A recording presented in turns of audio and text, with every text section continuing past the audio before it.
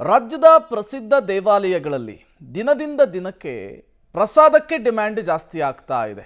ಈ ನಿಟ್ಟಿನಲ್ಲಿ ಈ ಪ್ರಸಾದ ಲೋಕಾರ್ಪಣೆಯ ಬಳಿಕ 7 ದೇವಸ್ಥಾನದ ಪ್ರಸಾದಕ್ಕೆ ಡಿಮ್ಯಾಂಡ್ ಜಾಸ್ತಿ ಆಗ್ತಾ ಇದೆಯಂತೆ. ಈ ಪ್ರಸಾದದಲ್ಲಿ ಈವರೆಗೂ 10,000 ಜನರಿಂದ ಬುಕ್ಕಿಂಗ್ ಆಗಿರುವಂಥದ್ದು.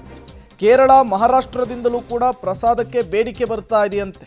ಹಾಗಾಗಿ ಈ ಪ್ರಸಾದ ಅನ್ನುವಂತಹ ಒಂದು ಡಿಜಿಟಲ್ ಪ್ಲಾಟ್ಫಾರ್ಮ್ ಏನಿದೆ ಅದನ್ನು ಮತ್ತೊಂದು ಎಕ್ಸ್ಟೆಂಡ್ ಮಾಡಲಿಕ್ಕೆ, ಅದನ್ನು ಮತ್ತಷ್ಟು ವಿಸ್ತರಿಸೋದಕ್ಕೆ ಪ್ಲಾನನ್ನು ಮಾಡ್ಕೊಂಡಿದ್ದಾರೆ ಅನ್ನೋದು ಗೊತ್ತಾಗ್ತಾ ಇದೆ. ಈ ಹಬ್ಬ ಹರಿದಿನಗಳ ಸಂದರ್ಭದಲ್ಲಿ ದೇವಸ್ಥಾನಗಳಲ್ಲಿ ಮಾರುದ್ದ ಕ್ಯೂ ನಿಲ್ಲೋದಕ್ಕಾಗಲ್ಲ, ಕುಂತಲ್ಲಿಯೇ ನಾವು ದೇವರ ದರ್ಶನ ಪಡಿಬೇಕು, ಪ್ರಸಾದ ಪಡಿಬೇಕು ಅನ್ನೋರಿಗೆ ಮುಜರಾಯಿ ಇಲಾಖೆ ಪ್ರೆಸೆಂಟ್ ಮಾಡಿರುವಂತಹ ಒಂದು ಆಪ್ಷನ್ ಇದು. ಈ ಪ್ರಸಾದ ಅನ್ನುವಂತಹ ಆ್ಯಪು, ಇದರ ಮೂಲಕ ನೀವು ರಾಜ್ಯದ ಯಾವುದೇ ದೇವಸ್ಥಾನದ ಪ್ರಸಾದವನ್ನು ಕುಂತಲ್ಲಿಯೇ ಬುಕ್ ಮಾಡಿ ತರಿಸ್ಕೊಬಹುದು. ಈಗ ಒಂದಿಷ್ಟು ದೇವಾಲಯಗಳಲ್ಲಿ ಪ್ರಸಾದಕ್ಕೆ ಡಿಮ್ಯಾಂಡ್ ಜಾಸ್ತಿ ಆಗಿದೆಯಂತೆ. ಯಾವ್ಯಾವ ದೇಗುಲದಲ್ಲಿ ಪ್ರಸಾದಕ್ಕೆ ಬೇಡಿಕೆ ಹೆಚ್ಚಾಗಿದೆ ನೋಡ್ತಾ ಹೋಗೋಣ. ಮೊದಲನೇದಾಗಿ ಕುಕ್ಕೆ ಸುಬ್ರಹ್ಮಣ್ಯ ದೇವಸ್ಥಾನ, ಇಲ್ಲಿ ಪ್ರಸಾದಕ್ಕೆ ಹೆಚ್ಚಿನ ಬೇಡಿಕೆ ಇದೆ ಅನ್ನುವಂತಹ ಮಾಹಿತಿ ಸಿಗ್ತಾ ಇದೆ. ನಂಜನಗೂಡು ನಂಜುಂಡೇಶ್ವರ ದೇವಸ್ಥಾನದಲ್ಲೂ ಕೂಡ ಆ ಪ್ರಸಾದವನ್ನು ರಾಜ್ಯದ ಮೂಲೆ ಮೂಲೆ ಹೊರ ರಾಜ್ಯದಿಂದಲೂ ಕೂಡ ಭಕ್ತಾದಿಗಳು ಪರ್ಚೇಸ್ ಮಾಡ್ತಾ ಇದ್ದಾರಂತೆ. ರೇಣುಕಾ ಯಲ್ಲಮ್ಮ ಸೌದತ್ತಿ, ಅಲ್ಲಿಂದಲೂ ಕೂಡ ಪ್ರಸಾದವನ್ನು ಪಡೆದುಕೊಳ್ತಾ ಇದ್ದಾರೆ ಜನ ದೊಡ್ಡ ಪ್ರಮಾಣದಲ್ಲಿ ಅನ್ನೋದು ಗೊತ್ತಾಗ್ತಾ ಇದೆ.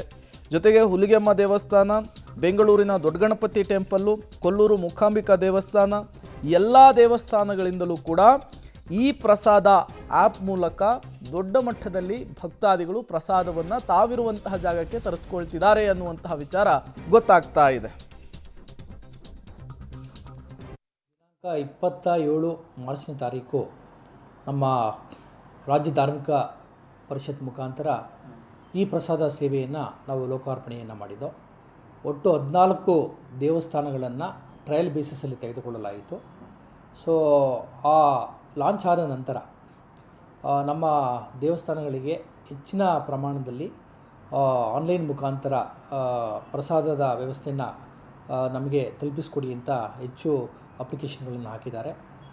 ಪ್ರಮುಖವಾಗಿ ಕುಕ್ಕೆ ಸುಬ್ರಹ್ಮಣ್ಯಕ್ಕೆ ಅತಿ ಹೆಚ್ಚು ಜನರು ತಮ್ಮ ಮನೆಗೆ ಪ್ರಸಾದವನ್ನು ತಲುಪಿಸಬೇಕು ಅಂತ ಕೋರಿಕೆಯನ್ನು ಕೊಟ್ಟಿದ್ದಾರೆ. ತದನಂತರ ನಂಜನಗೂಡು ದೇವಸ್ಥಾನ, ಬೆಳಗಾವಿಯಲ್ಲಿರುವಂತಹ ರೇಣುಕಾ ಯಲ್ಲಮ್ಮ, ದತ್ತಾತ್ರೇಯ ದೇವಸ್ಥಾನ, ಹುಲಿಗೆಮ್ಮ ದೇವಸ್ಥಾನ, ಮೂಕಾಂಬಿಕಾ ದೇವಸ್ಥಾನ, ಹಾಗೂ ಬೆಂಗಳೂರಿನಲ್ಲಿ ದೊಡ್ಡ ಗಣಪತಿ ದೇವಸ್ಥಾನ ಹಾಗೂ ಜಯನಗರದಲ್ಲಿರುವಂತಹ ಗಣಪತಿ ದೇವಸ್ಥಾನಕ್ಕೂ ಕೂಡ ಭಕ್ತಾದಿಗಳು ಆನ್ಲೈನ್ ಮುಖಾಂತರ ಈ ಪ್ರಸಾದ ಸೇವೆಯ ವ್ಯವಸ್ಥೆಯನ್ನು ಹೆಚ್ಚಿನ ಸಂಖ್ಯೆಯಲ್ಲಿ ಪಡಿತಾ ಇದ್ದಾರೆ.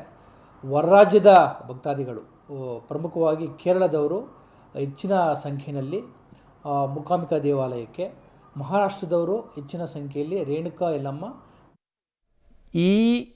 ಈ ಪ್ರಸಾದ ಅನ್ನೋದೇನಿದೆ ಪ್ಲಾಟ್ಫಾರಮ್ಮು, ಅದು ಕೂತಲ್ಲಿಯೇ ಯಾವುದೇ ದೇವಸ್ಥಾನದ ದೇವರ ಪ್ರಸಾದವನ್ನು ತರಿಸ್ಕೊಳ್ಳಿಕ್ಕಿರುವಂತಹ ಒಂದು ಆಯ್ಕೆ. ಅದಕ್ಕೀಗ ರಾಜ್ಯದಲ್ಲಿ ಮತ್ತು ಹೊರ ರಾಜ್ಯದಲ್ಲಿ ಬೇಡಿಕೆ ಹೆಚ್ಚಾಗ್ತಾ ಇದೆಯಂತೆ.